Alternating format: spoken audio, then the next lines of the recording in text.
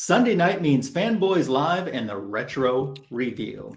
So, what did Black Canary say to Green Arrow? You guys know? Oh, man, I'm sure she said something good. She said, "You make me quiver."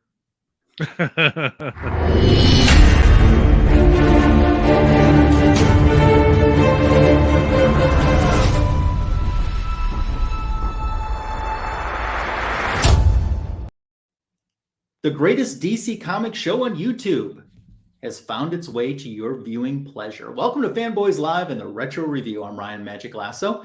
We are joined by Mr. Tony Fett. How are you? Hello, sir. Good. We are not joined by Comic Food 2814. We are not joined by Tim the Comic Collector, but I'm sure that they send their gobble gobble best wishes to you. But we are joined by a very special guest. And this is someone that I've collaborated with a few times on his channel and John's Comics with Kids channel. And I'm so glad that he agreed to come on this week to collaborate on our show. Let's welcome No Good Comics, Justin. Hi, Justin.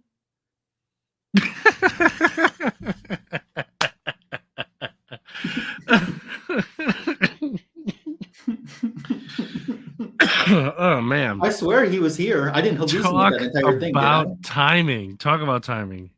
I didn't hallucinate that entire thing, did I? You saw him too, right? Hey, if you're hallucinating, I'm hallucinating. I think we discovered a whole new pathogen. If you can get it must have been the turkey. Yeah, had to have been bad turkey.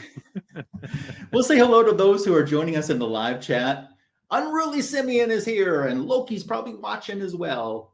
Great to have you here. How you doing? So we say yeehaw to yeehaw, who adds in the hashtag Foo is a furry. I'd heard that somewhere. Once or twice before. Mm-hmm. And Cookie, just a little podcast, is saying hello to the panel and to Unruly. He's not saying hello to Yeehaw, probably because Yeehaw came in after. Oh, he or is Justin. Now. Or Justin. He's definitely not. Yeah, there is no Justin. Yep, and Unruly is confirming that Loki is nearby. So thank you guys for stopping. If you're joining us on the Rewind, thank you for watching as well. It's always great to have you being part of Fanboys Live and the Retro Review. Tony, how was your Thanksgiving? Oh, man. I think everybody overeats on Thanksgiving, but I overdid it several steps. Like, I was uncomfortable for like 24 hours. Yeah. Man, I couldn't do anything. Had to wear sweatpants for like the rest of the weekend, you know. But it was good. Nice and I like I enjoy having huge Thanksgivings. I haven't had a big one in a while, but it's nice to get some little ones in, and that's what this one was. It was pretty little, but definitely enjoyable. Yeah. So I'm trying to resend for Justin. He's messaged me saying that he can't get back in with the link. So oh man, I'm trying to. How was your turkey day? I know you were in a little bit of a different kind of scenario than you. It was okay. It wasn't a traditional Thanksgiving. I was gonna say it was a non-traditional Thanksgiving for you. I imagine. That's okay. I had to work on Friday. It's just hard going, a 6-hour round trip for a meal. So that's true. That's true. Yeah. Paul S is here. That's awesome. It's all about timing. I built you up to this incredible introduction. And then I'm like, oh, he's messing with me. I thought it was pretty funny. Let me add in my there's my intro alarm. I'm sorry guys. Supposed to lose connection on this show, not my guest. So, I will say, Mr. Lasso, your connections have improved. You're right. It has. Whatever they did. I got a hold of my Spectrum, and we had some words after the Shebab Fanboys Live with Shebab on. Spectrum and I had some words, and now things was it like better. A cartoon battle where all you see is just fists and like smoke? Yeah. So Justin, it's great to have you here. Always great to have a friend on the show. But in addition to being a friend, I'm a big fan of your content and you. So and your family actually. But for those that don't know you or aren't familiar with you, I don't know how they went. But tell us a little bit about yourself and your channel. Yeah, sure. Well, first of all, thanks for having me. Always a pleasure hanging out with you guys. And Ryan, always a fun time collaborating. So I appreciate you guys reaching out. Yeah, No Good Comics over on YouTube and Instagram. I read comics. I like to talk about comics, very similar to what you guys do. I just recently kind of been more and more into DC lately, which is different for me. And so now I'm obsessed and spending a lot of money, and it's not good. But yeah, I mean, that's kind of sums it up, right? I have an X-Men show, as you know, Ryan, with John from John's Comics with Kids. So very much in the X-Men world, but yeah, just excited to talk some DC with you guys. Awesome. Well, we're great to have you here. What DC character are you gravitating towards the most so far since you're newer to DC? I mean, Nightwing opened the door for me. Tom Taylor opened the door for me. Are you watching the Titans TV series? I'm not currently. Okay. No. I actually just started Pennyworth, that HBO series, which I'm actually really enjoying. It's like 4 episodes in. Yeah. I don't know. Randomly though, I'm really into Shazam. Hence the book I chose for tonight. Shazam. And yeah. See, that works into Tony's wheelhouse because Shazam is his favorite. Oh, that's perfect. Okay. So I may have questions, Tony, even after the show. I'm like Radio Shack. You've got questions. I've got answers. Except I didn't go out of business. Love it. Yeah, man. Something about Shazam. I'm enjoying a lot of it, including looking forward to the new movie coming out. Yeah, that's awesome. So, Tony, what we got going on with DC Comics news this week?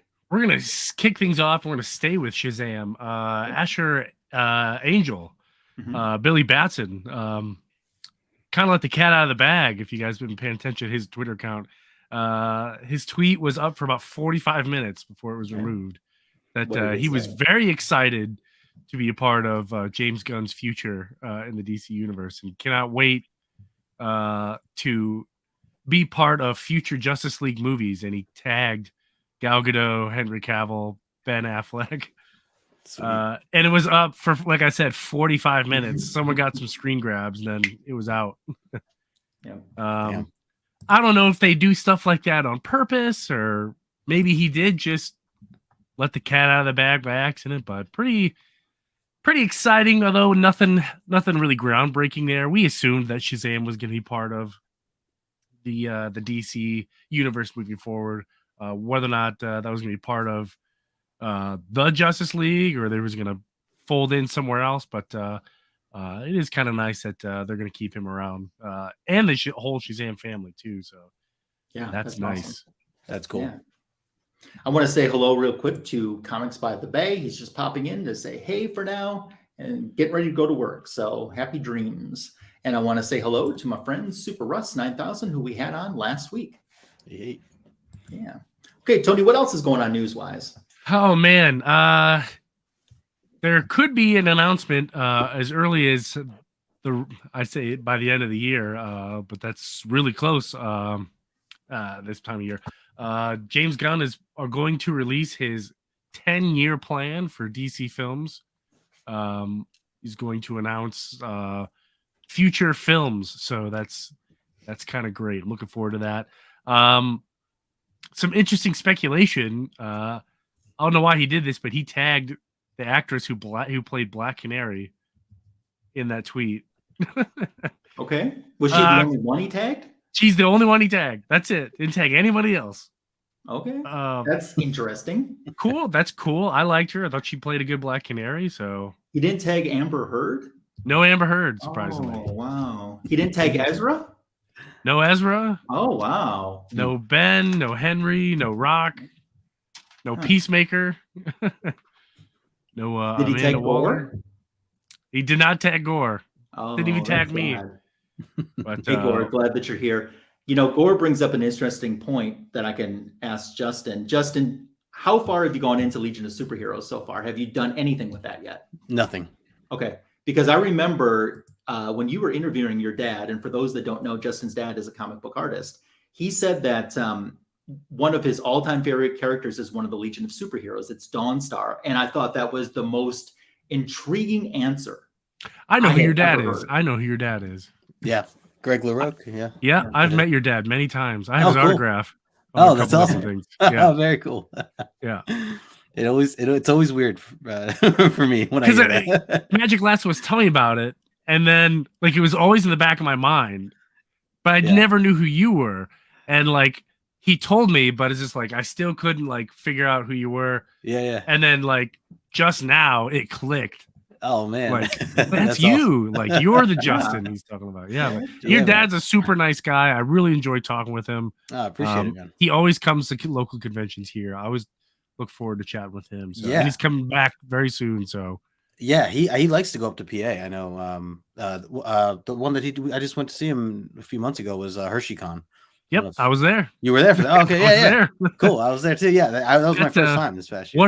What a tiny venue for that. Dude, someone got fired over that venue. I know. I think they're gonna go bigger next time. It was a great turnout. A lot of people. I was surprised how many people a showed up. fabulous turnout, which is great. But like Yeah. it was, they couldn't call it a Comic Con. It was more like a comic meeting. Yes. Boardroom meeting. Yeah, it was a comic boardroom. It was so tiny, but it was absolutely jam packed. And I had 2 kids with me, and my mom and my brother, and trying to navigate the tiny walkway. There were so many vendors. They're down the hallway, pushing vendors in a hallway. It was just the worst. But yeah, it was. but yeah, your dad was there. He was at Baltimore this year. Yep. I think he's on the short list for Harrisburg. Probably. Yeah. Which is supposed to be huge. It's supposed to be the biggest one they've done this year. So. Yeah. All right. Sorry about that tangent. No, it's great. I think it's awesome. But yeah, you're right, last one. I haven't read anything of his for the Legion of Superheroes yet. I have started to dive into some of his Flash work. That's really good. We've retro reviewed some of his Flash work. Have you? Before. Oh, cool. Yeah. Nice. Very cool. Yeah. Tony, anything else going on in news wise? Yes. I'm trying to pull up an article I found here. It said that one of the biggest reasons for the delay for the Flash movie, other than the obvious. Oh, okay. But there are some new technology in the special effects world.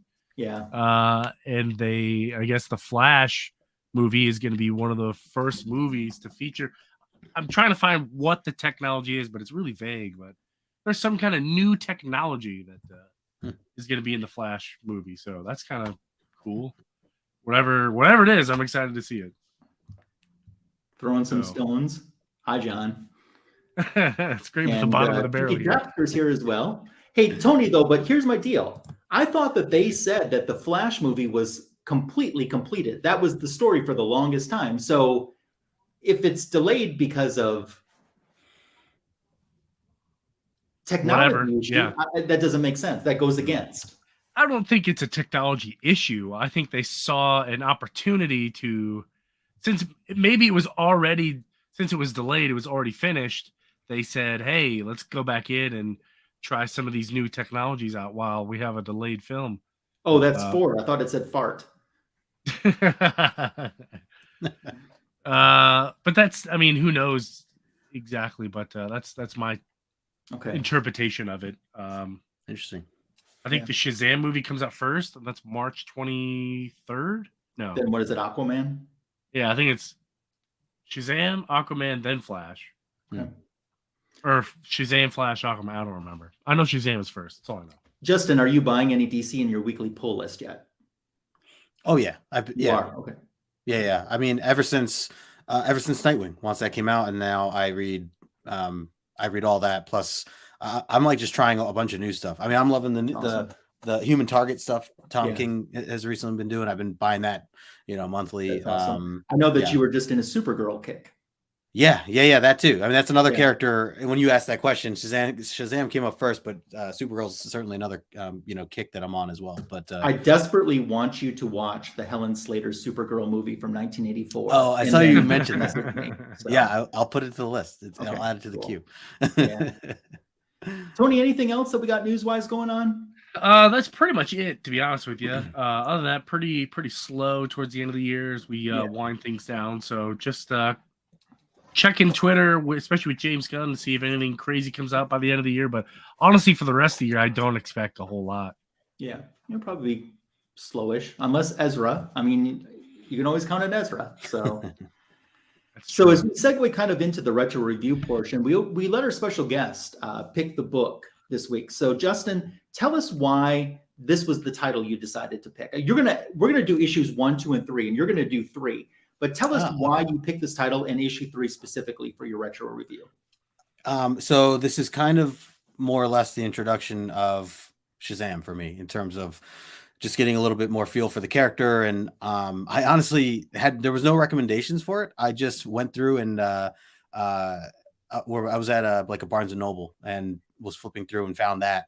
And I just started reading the first few pages. It seemed like a lot of fun, and I was just curious kind of where it was going. And so I ended up having it as part of my Comixology subscription, so that came with it, my monthly subscription. So was able to read or have access to the whole thing. It's like 12 issues or whatever. So I wanted to just talk about that, partially because it was just so fresh in the brain, and then also because, like I said, just being on a Shazam kick in general. I'm even reading some other Geoff Johns Shazam stuff right now too that John had recommended. From the New 52 stuff. So and then specifically I went with issue 3 because there's just so much fun in that particular. I mean, it's all fun, but issue 3 specifically is what I wanted to kind of highlight some of the stuff in there and just show off kind of the situation and where they're at. But I didn't realize. I'm glad that if we're talking about the other two as well, then that fits perfectly. Yeah. So Tony, if you got an assist for me, I'll get us kicked off. Oh yeah, Let me pop that up here. One of these screens. And Paul reminds us that JSA comes out this week. That's right. Oh yeah, I will be picking that up. So I'll kick it off. Here we got a cover that to me looks like a movie poster from the movies that they've done. So really digging the cover right off the bat. This is my favorite of the two covers. That's the B cover, right? Yeah. I have the B cover. So as soon as I saw this, I was like, heck yeah, I got to get that. Yep. So we're going to start out with basically a brief recap on Shazam's origin. And it talks about, the Rock of Eternity used to be in view for everyone to approach. And then the 7 sins were unleashed by a dark champion, and it slaughtered off all of this council, except for one who hid the Rock of Eternity and then got a new champion, which is this young orphan boy. And he walks in and you see that beautiful 2-page splash there. And he's like, this is no task for someone like you. But Billy Batson is, he's an orphan, and he's overcome a lot of odds despite all of that, and he's granted the powers.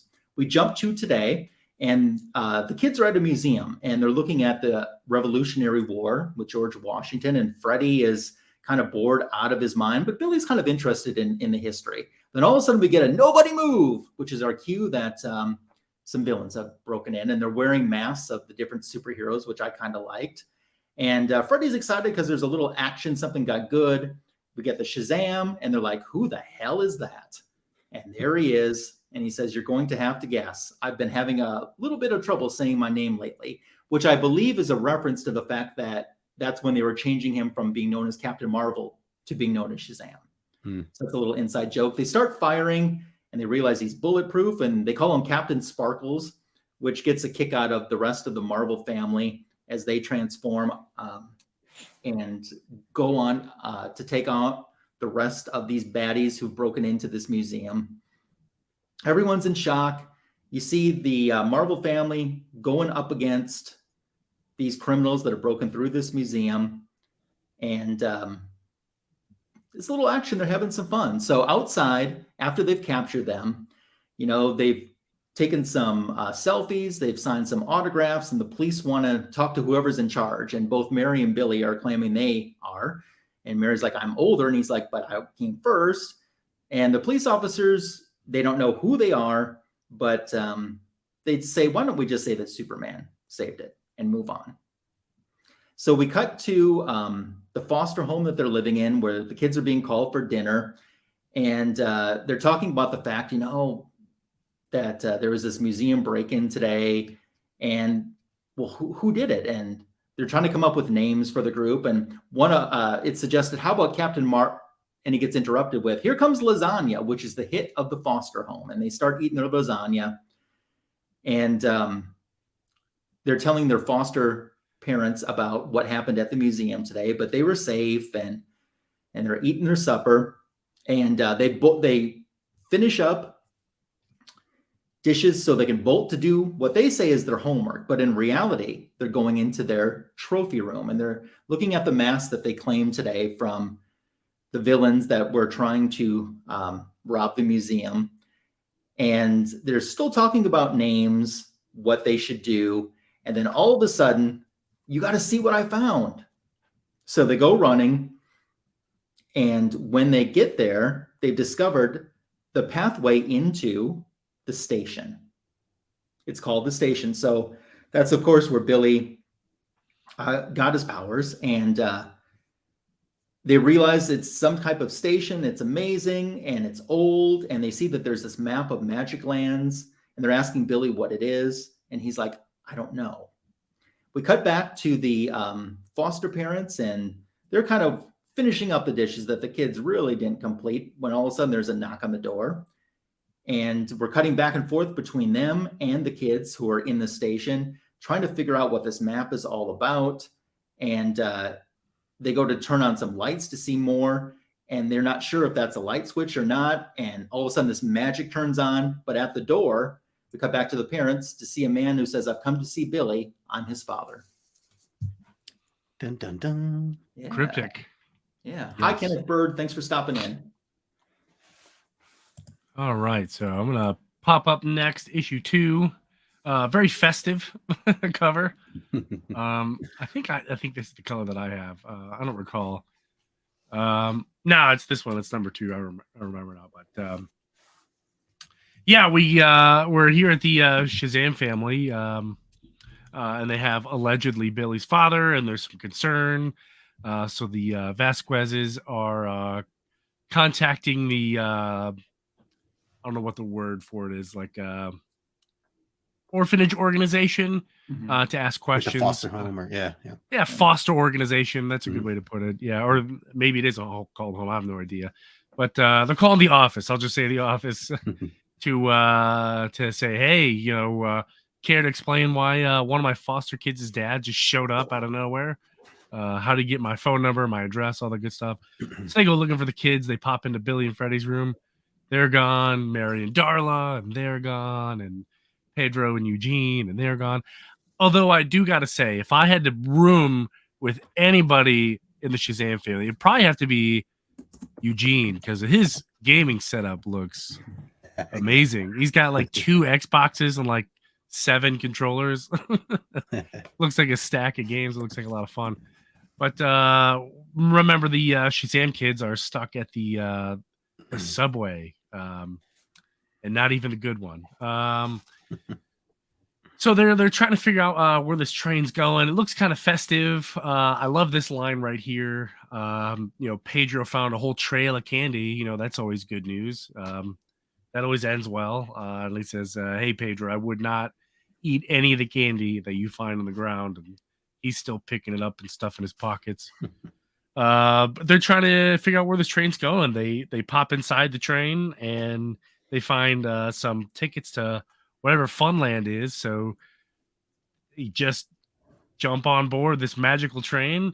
It's got soda and popcorn, all these snacks and games. And Freddy sees his big green button that says Fun Times, so he sets it, and as fast as a lightning bolt, this train goes flying. We cut to a doctor's office where Dr. Sivana is bringing the book of spells with him. And I believe we have Mr. Mind inside the ear canal of Dr. Sivana, kind of feeding him orders on what to do next. We cut back to the train, and the kids are still flying all over the place, which gets some pretty good dialogue out of it. Like, here, Freddy has a popcorn helmet on, so that's probably safe. Yeah, and they get off at this exit that has a huge clown mouth. Clowns in the sewer, that's always a great combination. And here comes another clown, so we're already off to a great start. And he says, welcome, children, to the greatest land of them all. And he shows them this is Funland, and there's kids everywhere, and everyone's having a great time with carnival rides and games and food, and it is just a kid's heaven. It's like Disneyland on steroids, says Freddy.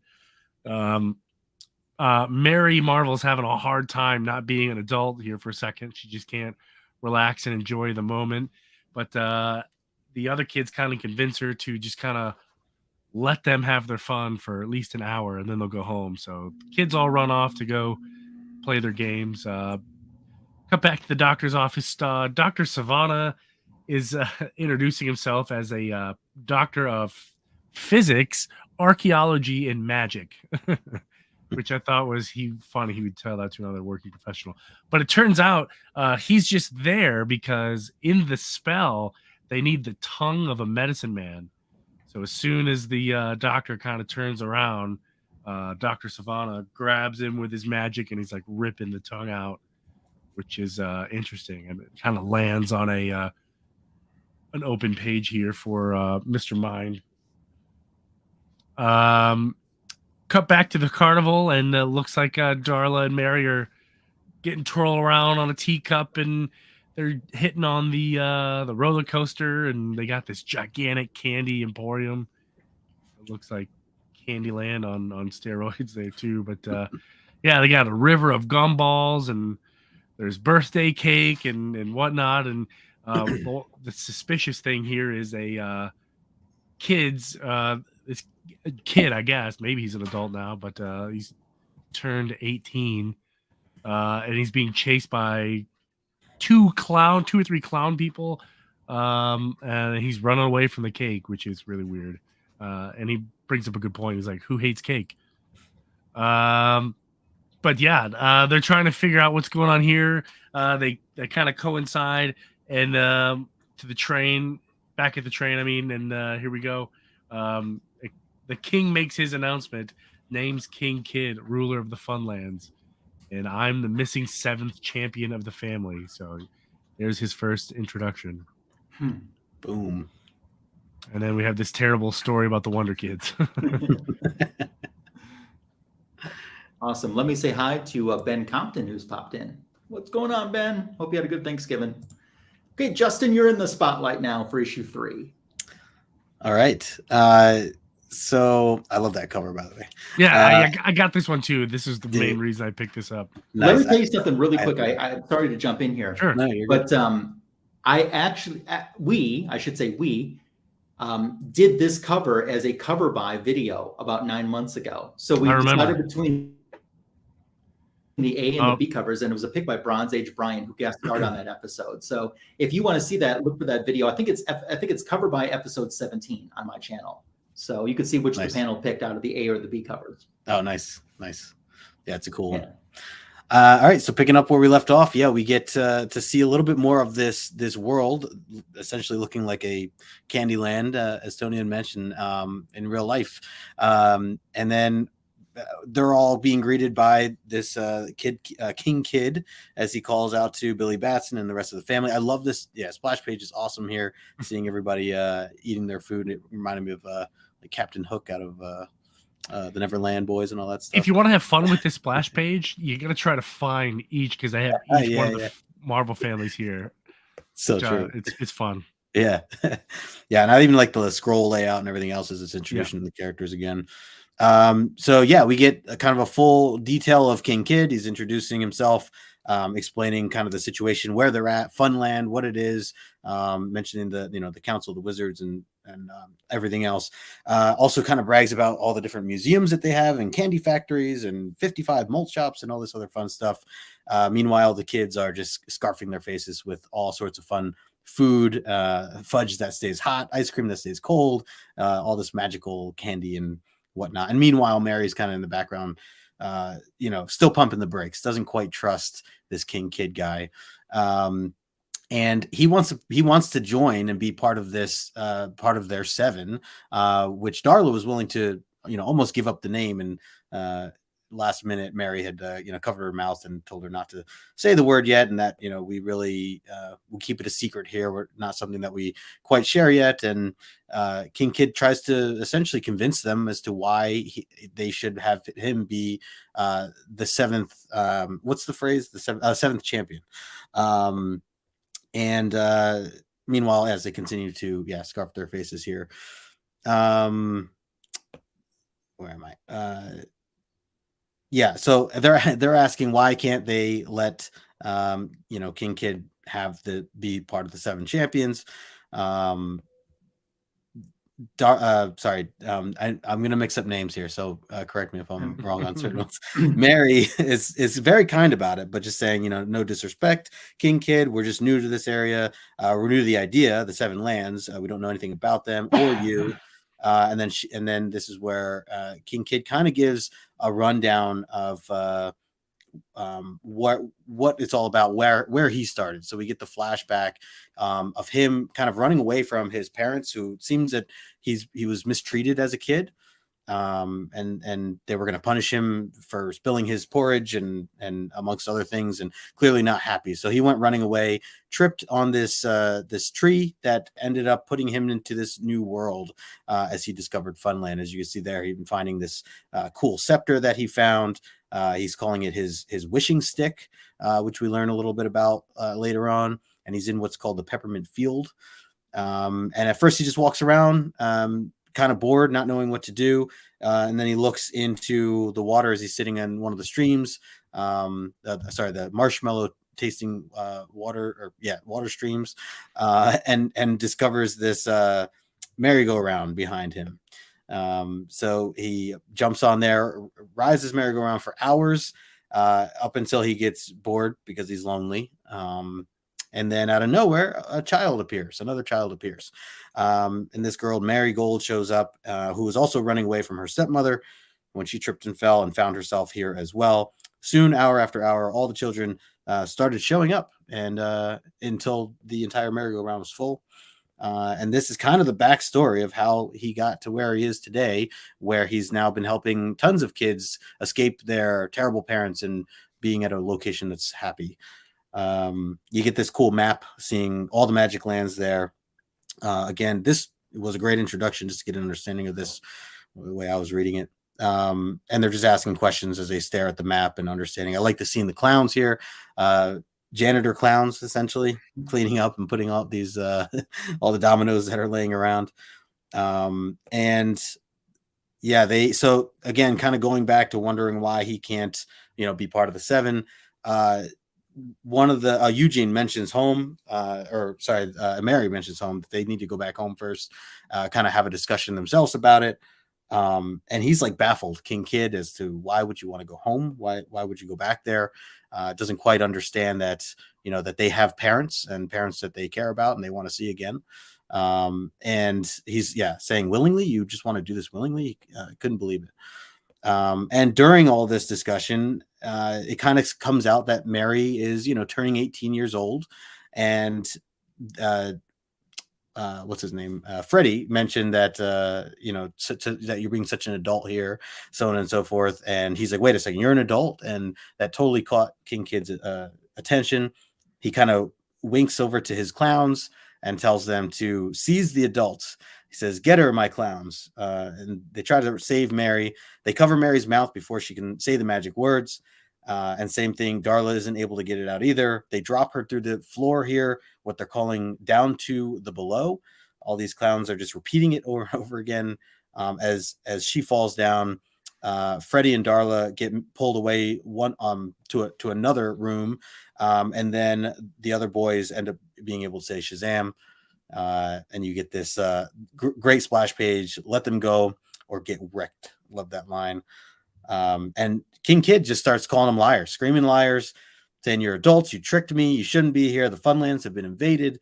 And the team splits up for those who were able to say Shazam and change. So they're going after Freddy and Darla and splitting up to go get Mary.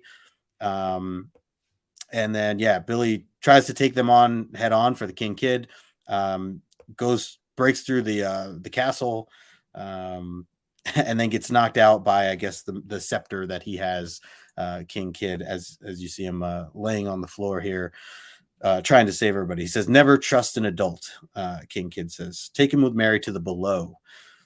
And then from there, Eugene flashes over to Eugene and Pedro trying to save Darla as she's being tackled by her and Freddy being tackled by all these clowns. And then you get to see this really cool room here with what seems to be a bunch of different doors that lead to a bunch of different magic lands or parts of the magic lands. And so the kids get split up. Pedro and Eugene get thrown into a different door. And then you get this really wild set of panels here where everybody's kind of falling to these new lands. And then you get the 2 new players have entered the game for Pedro and Eugene, and they land into this video game style, which Tony is pointing out his room from last time. Eugene, definitely a fan of video games. They get like minus points for collision. They run into a car. So the game, they're like in the game itself, not knowing where they are. And then we flash over to the game, then we get the big picture of the game lands. And they're asking, where are we? Do you see this right here? Do you see this logo? Oh yeah, the WB. Oh man, I missed that. Yeah, good call. Good call. Yeah, really cool kind of environments. Meanwhile, Freddy, Darla, they're still falling, and they land into their own world, another section of the Magic Lands, which happens to be the Wildlands. We get greeted by these animals, a cat here, cat police, and they're talking about feeding them to the tigers, which I guess is what they would normally do in this situation with the law. And you just see Freddy laying on the ground. So I'm guessing this is a lead up into Tawny the Tiger, right, Tony? Very possible. But yeah, I think you're right.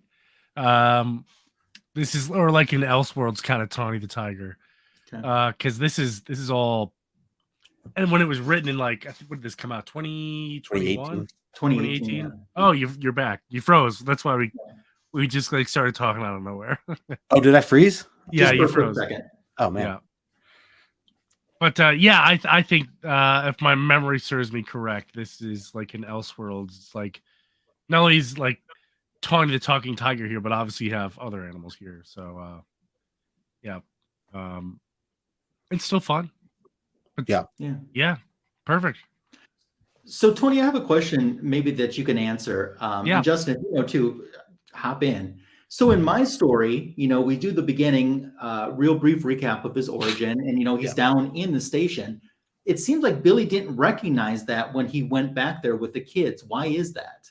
It is not the same station. It's not. Okay, but it looks the same, right? No. At least it did to me. It didn't to me. The station that they found as when they were all together seemed significantly larger. Okay. And the architecture looks a little different, and the train on it is different. Okay. The one in the beginning of the story is like a real subway car. Yeah. The one on the bottom where they all find together is like a steam engine train. Yeah. Okay. That doesn't mean it can't be the same station. I mean, I have no idea, but see, I thought it was the same. That's where a little bit of my confusion came from. It very well could be the same. They don't really specify, but I don't think it's the same. But because I would think Billy would be like, "I've been here before," Yeah. So. Agreed. But yeah, I don't think it's the same one. I mean, maybe it is. I have no idea, but yeah, it seemed more of a mystery for him, or new. Yeah, more mysterious. Why don't we go around and start talking about and kind of give a score on what we thought based on these 3 issues together, like out of a 1 to 5 score, how you would rate this 3-issue story arc that we saw so far. Justin, do you want to begin? Sure. Yeah, I mean, I think I was hooked right from the start. So just being curious, and again, just coming from being brand new and not really knowing or understanding how the magic works or anything like that yet, I was just kind of going with the flow. But I would give this a 4 at least. I mean, I had a lot of fun with it. I like that kind of stuff. It reminded me of like a Harry Potter meets Willy Wonka, Charlie and the Chocolate Factory kind of vibe, seeing all the different lands and stuff. And obviously we just scratched the surface with seeing all the other worlds as well. So I don't know. And this was something I wanted to ask you guys. Is this something that was introduced, the 7 Magic Lands, was this ever referenced prior to Geoff Johns writing this, or was this new at the time? This is new. The Rock of Eternity has always been a gateway to other dimensions, but this Funlands, that's new.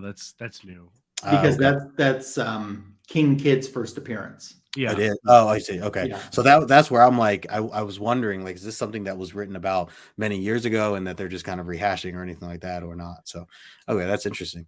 So I liked it, kind of for those reasons, and again, just getting a feel for the characters in general, Shazam, and understanding how much of a family ties that they have together and how they work through this. Awesome. Tony, what did you think? Yeah, this is a fun Shazam story for sure. I think as time goes on, you'll probably see this more like the dollar bins or whatever, but it's worth it if you can find like my LCS. They'll have like back issue complete runs. Yeah, we'll kind of make that one package deal. So if you see this one on the wall, it's definitely worth a grab. But not too many keys in this run. I think the biggest one being King Kid in the Magic Lands. But this run only ran what, 15 issues? Yeah, it was short. One thing that if you remember, this was supposed to be the big DC Rebirth, part of that kind of storyline, and they hyped up Shazam in Rebirth. I remember when DC Rebirth was like mid happening, and people were like saying, "Hey, where's Shazam? Where is he? Like, is he gonna come? He's on the cover of like a bunch of issues, but he doesn't have a story." They always said that they always had big plans for Shazam and this whole arc, and it's going to be epic, and it's going to, oh, really? It's only 15 issues, and it's like at the very end of the Rebirth era and had absolutely no consequence at all. So I got to point the finger at Geoff Johns because he's the one who said it. So, hey, you oversold it, buddy. But it's still a good story. Did they try tying Shazam into Justice League? Was that the same reboot? Maybe it was. I don't remember. Seems like so long ago. I do remember there were some Justice League covers with Shazam on the front when they were doing just like one character on the cover. Oh, yeah. That was the New 52 Justice League. Oh, that was New 52? Okay. Yeah, not DC Rebirth. Okay. Yeah. That's what happens when you reboot your universes, 4 times in a decade. Well, just the fact that they oversold Shazam. Like, Shazam never got a Rebirth title, which is a shame. Yeah. But they said his story's gonna have major impacts on the DC, and it didn't. It wasn't even a ripple, man. That was nothing. Yeah. So that's a shame. So what are you gonna give it out of 5? I'm gonna go 3.5. Are you? Yeah. So we have a 3.5 and we have a 4. I'm gonna go 4.5. I'm gonna go higher than all of you, and the reason that I'm doing that is when you have good writing meets good art equals a great experience. And that's what I think we have in these 3 issues. The stories are very easy to read, to get through. It's interesting. I mean, they leave you with some good cliffhangers, I think, at the end of each issue. And that's what, to me, a good story should be part of. And if you only had one part of the story, there's still enjoyment there, I think, with each individual issue. Like with Justin's issue 3. If you only own 3 and didn't have 1 or 2, you can still find enjoyment in that issue. Yeah, same with mine, same with Tony. Sure. So that's why I'm going to go a little bit higher and do 4.5 on it. Nice. Great. Yeah, it fits for sure. Yeah. So we've got, maybe we got a little bit of time to kill before we're going to start getting into book shows and stuff too. So if you guys in the chat have anything you want to talk about or any questions for Justin, make sure to hit us up. But in the meantime, I got a few things I want to ask Justin. Yeah. First and foremost, could you please spell Mxyzptlk for me?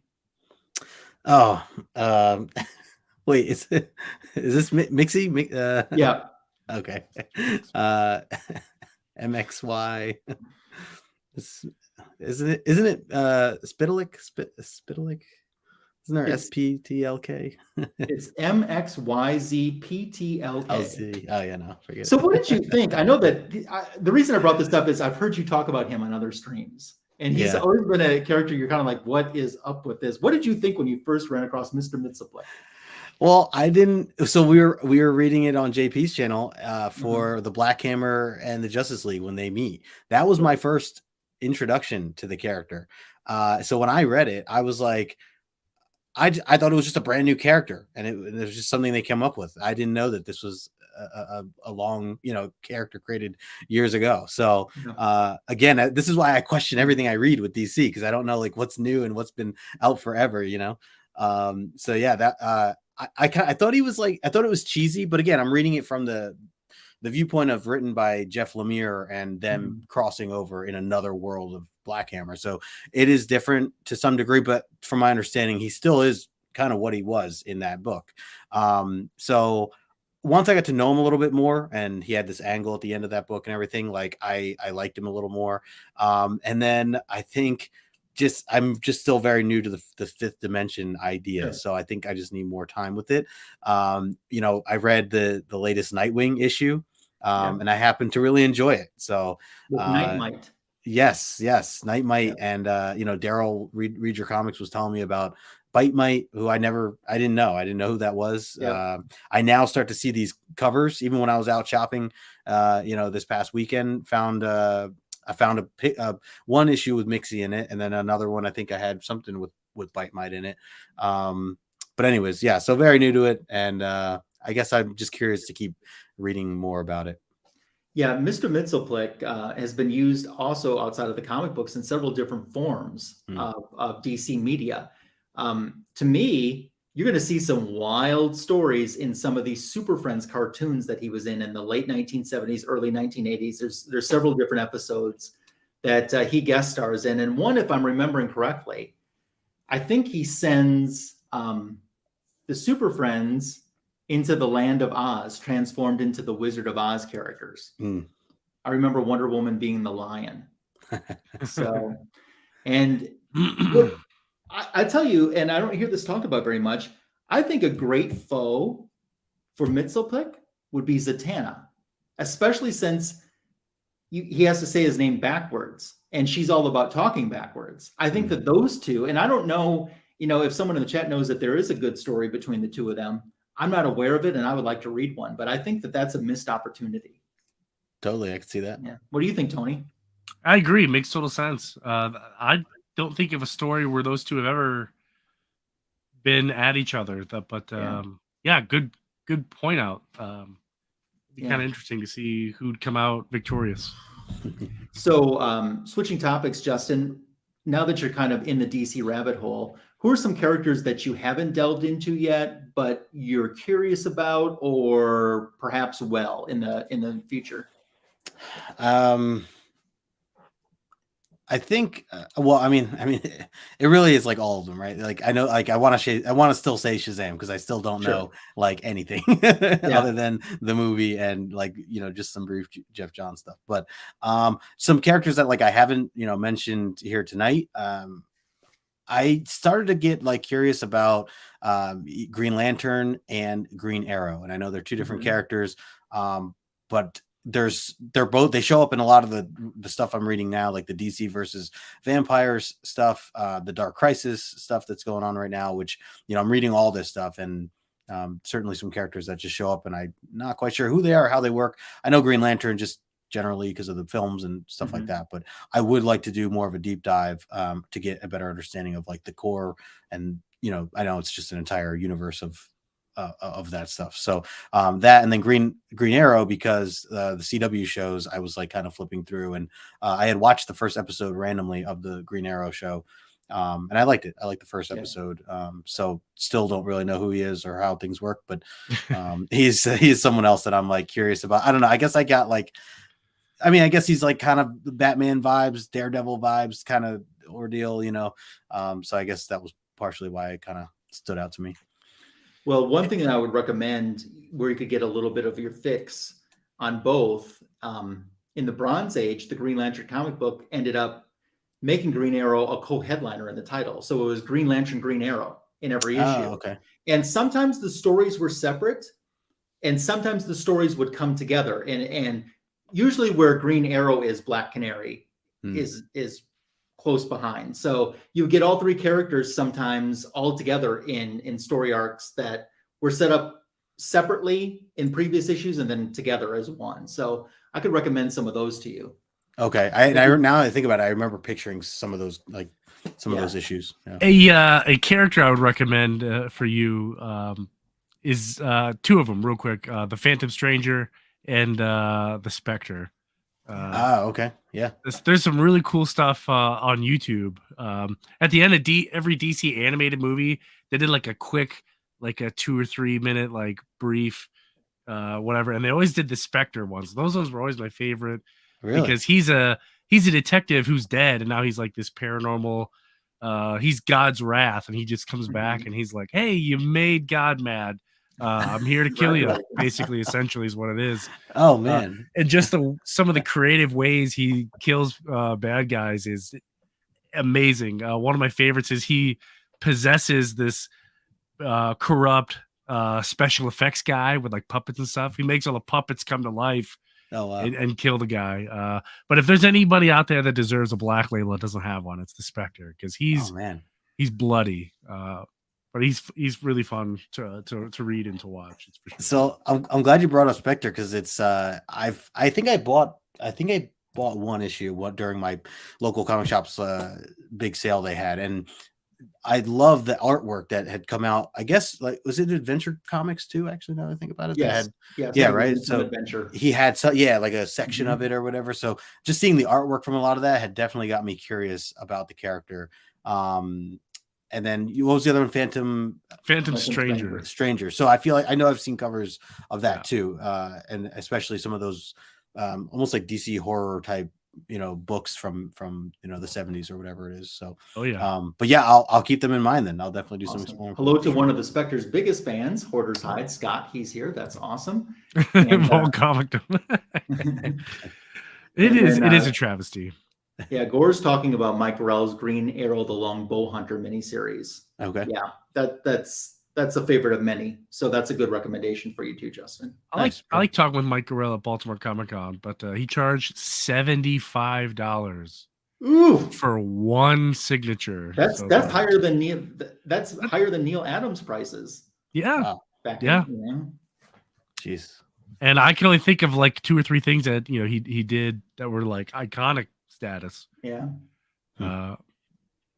So as we get ready to segue into the book show portion, I will remind you that Female Force Loretta Lynn is the comic book that I wrote. It's a great holiday gift for those that want to celebrate the legacy and the life of this iconic country music singer. And it's available online wherever you get books at. It's also available for Kindle on Amazon. It's on Comixology. There's a hardcover version on Amazon, but the regular book, there's a few different covers. You can get those at Comic Flea Market and other shops as well. Now I'm done with my commercial. I still, like, every time we talk about it, I'm blown away that you kept that secret that long. I couldn't keep that secret. I'll tell you what was really weird though. This weekend, there's a syndicated radio show hosted by country music singer Terry Clark. Do you know her, Justin, from Better Things to Do, Girls Lie To? I sort of. I know the name more so than anything. So Terry Clark hosts a show called Country Gold. And I was one of her guests this weekend. And this airs on radio stations all over the USA and Canada. Wow. So last night, I streamed a radio station in Kentucky and listened to Terry Clark interviewing me. That's cool. That was weird. It was cool, but it was weird. So, all right, we'll go into the book show. Justin, tell us what you have for a book show. And also at the same time in this segment, tell us anything you have coming up on your channel. Sure. So the book I was going to show today was it's a Shazam book. It's the first one I bought, or I guess owned or added to the collection. But this is issue number 3, the CC Beck stuff. It is. I was really surprised to find this is $12. I bought this, and it was in such nice condition for such a black, background cover, no spine ticks or anything like that. I was really surprised. So yeah, this was the first book I picked up. I was drawn to it immediately just from the artwork alone. It looks super fun. And then on top of that, just going through and reading it, I found out that there are several issues or several stories in each of these issues. So that was really cool too, to kind of, again, just dive into a little bit more detail of learning more about Shazam coming from an era, back then. So just thought this was a really beautiful cover. And something about CC Beck's stuff. I didn't really know CC Beck before I got into the Shazam stuff. So exploring more and more of that. And one other thing to note too about CC, as we learned from the books that we had just read before, we learned that the dad's name is CC. And I didn't realize, or I didn't put the two. Well, I immediately saw, and I was like, oh, I wonder if that's supposed to be like a nudge towards CC Beck. or has it always been that way from years ago? It turns out, or from, I forget who I asked, but they said that was like a nudge or nod to CC Beck. So I thought that was really cool for anyone who might read the rest of the book that we had broken down tonight. But anyways, so yeah, I thought that was really cool. And my goal now is to collect this whole run. I think it's like 30 some issues. And I have a lot of it already. So I love the 100-page ones, especially. Yeah. Work on getting 25. That's one of the bigger keys. It's first appearance of ISIS. That's right. So you had mentioned and Black Adam, the big Black Adam one too. Yeah, the big Black Adam one too. Yeah. And Justin, anything coming up on your channel? Which, by the way, there's a link for Justin's channel in the description to this video. If you're not subbed to him, you're really missing out. When Justin does something, it's always fun. So, what do you have coming up on your channel? I just have right now this Tuesday, Omni X-Men. If you guys are not familiar with it, John from John's Comics with Kids, we take turns on each other's channels and we break down. You've heard of him. Classic classic Claremont issues from X-Men. So it's a lot of fun. We're going to be talking about issue 159 this Tuesday, and this is technically season 3 of our show now. We'll have our friend Candace joining us as well. Awesome. We'll be doing all of our trivia and giveaway stuff and all that fun as well. Other than that, just the holidays and everything's been crazy, but I want to get back into making some more content. I have some unboxings I have to do. I have some artwork that I want to show off, some Sandman artwork I got to show soon. So I'll have some videos coming out, hopefully in the next couple weeks. Awesome. Tony, book show and what's going on with your channel? Yeah, I decided to keep the book show going here with the Shazam theme. So I'm going to go ahead and show Shazam Dark Side War. But did I show this one last week? I don't remember. That's nice. Steve Orlando signature and Francis Manipul. Nice. Love Manipul. Yes. Very good guy. He signed a lot of these one-shots for me, so that was kind of nice. So this is really awesome. In terms of collecting 70s Shazam, I think I have that whole run. I think I'm missing one issue. And it's like an obscure 100-page special. I mean, I've seen him in the wild, but those 100-page specials, they're pretty hard to find in decent condition. They're always beat up, and kids didn't treat them very kindly. Well loved.